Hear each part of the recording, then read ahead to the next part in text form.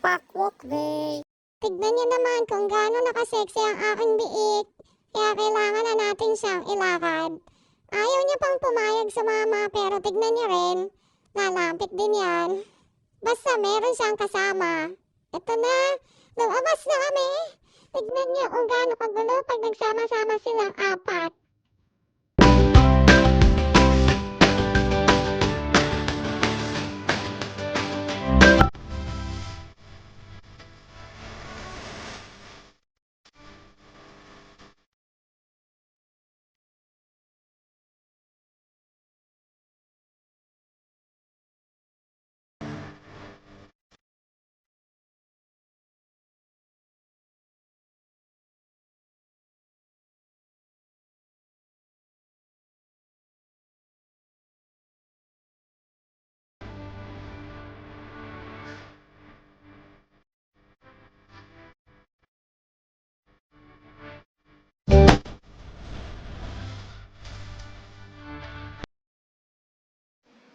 At ayun na nga, tignan nyo lahat sila. Pagod na pagod. Lalo na yung biik. Hindi na alam kung saan hihiga dahil inunahan ng tatlo.